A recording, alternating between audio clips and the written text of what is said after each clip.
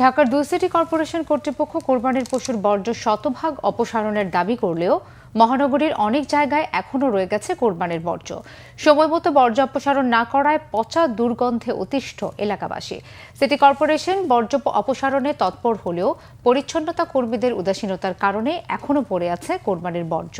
অভিযোগ তাদের, রবিবার বিকেল পর্যন্ত ১৩,১৭৪ মেট্রিক টন বর্জ্য অপসারণ করেছে ঢাকা উত্তর সিটি কর্পোরেশন। রাজধানীর মিরপুরের ১১ নম্বরের এভিনিউ ২-এর চিত্র এটি।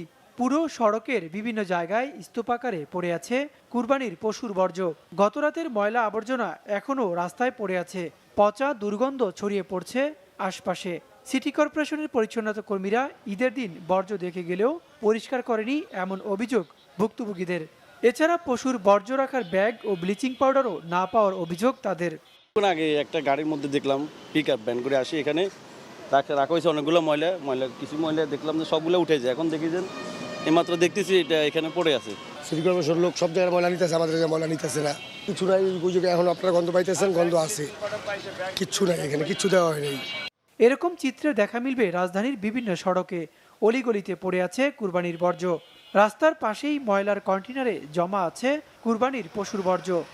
স্থানীয়রা জানান, একদিন পরও এসব পরিষ্কার করেনি সিটি কর্পোরেশন। সিটি কর্পোরেশন কর্মীদের বিরুদ্ধে উদাসীনতার অভিযোগ তাদের।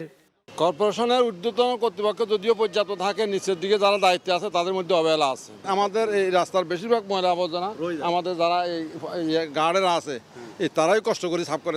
ঢাকা মহানগরী থেকে এবার 19,500 টন কুরবানির পশুর বর্জ্য অপসারণ করা হয়েছে বলে গতরাতে গণমাধ্যমকে জানিয়েছে ঢাকার 2 সিটি কর্পোরেশন।